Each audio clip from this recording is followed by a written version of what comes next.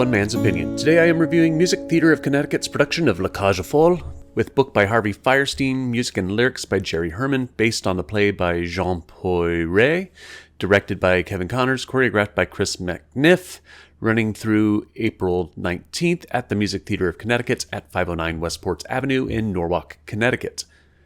With you on my arm, I invite you over to my Patreon page where you can, for as little as $1 a month, support my work here, as well as my classic cinema podcast, Yesterday's Matinee. Patrons get early access to the latest episode and previews to my reviews here. Thanks to my current patrons, especially my Neo and Hamilton tier patrons, and welcome to the new ones. Links to my Patreon, Apple, and Spotify pages will be in the description.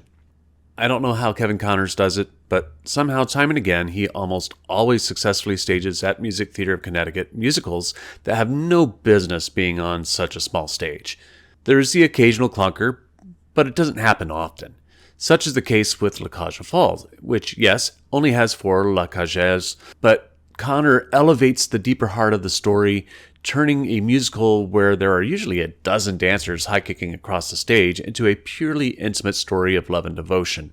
The production is firmly planted in the performances of Scott Makita and Frank Mastrone, who play Georges and Alban, the gay couple who run the eponymous drag club, aux Folles, with Georges as the MC and Alban as the headlining act, Zaza. Both men are great as their love for each other is challenged by Georges' son, Jean-Michel, played by Zachary Anderson, who shows up announcing he intends to marry Anne, played by Brianna Bauch, the daughter of a prominent conservative politician, Monsieur Dindon, played by Lou Urson, who intends to shut down the gay clubs in Saint-Tropez, France, where the musical is set. Jean-Michel wants Georges to pretend like he is straight and hide Alban while Anne's parents come to visit.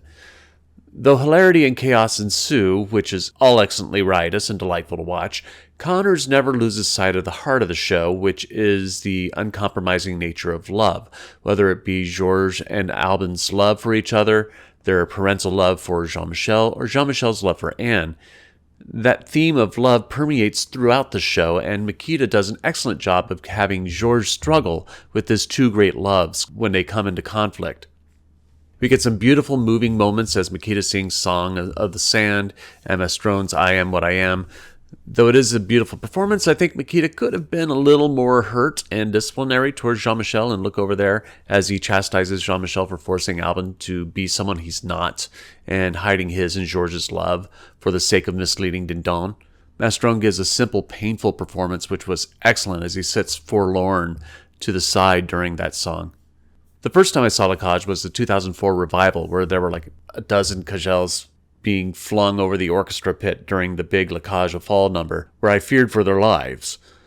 Though we only have 4 here, choreographer Chris McNiff does some excellent work with them, having them give a high energy and direct performance to the audience.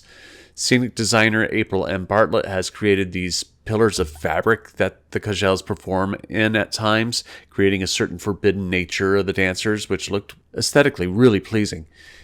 It's a simple but effective move. The show stealer, like it would be anybody else, is Cedric Leiba Jr. as George and Alban's housekeeper butler Jacob, who is so ridiculously over the top. He has the audience rolling every second he's on stage. It was a funny, hysterical performance. I loved it. There are some weak spots in the show. The young couple of Jean-Michel and Anne, they're okay. Anne doesn't really have much to do, so that's more of a book problem than a problem coming from the actress. But I would have liked to have seen more conflict in Anderson's performance as Jean-Michel, seeing him battle that resolve to not have Alban around as he brings Anne and her family to visit, with his love for Alban, who has been the mother he otherwise wouldn't have had his entire life. The performance comes off a bit more wishy-washy, unfortunately. There were also some design issues as the double doors center stage tended to stick and wouldn't shut all the way. The costumes were occasionally slipping, particularly on the Cagelles. It would have been nice to have seen some of these issues tightened up. aux Folles is historically a landmark musical and one of the most important pieces of LGBTQ theater in history. It's brightly funny, rooted in a deep place of love and heart. Yeah, this production is not the grand-scale musical that most people would be familiar with in Lacage, and some of the production elements were a little messy, but the show gets it right where it counts, which makes it a satisfying production and a great night of theater. But I am only one man's opinion, so be sure to leave yours in the comments below. If you'd like to see Les Cage aux Folles, I'll leave a link in the description where you can get tickets. Also in the description will be links to my Patreon, Spotify, and Apple pages, along with my social media handles where you can support my work. You can also support me by liking and sharing this video, subscribing to the channel, and clicking the notification bell to be alerted to future reviews.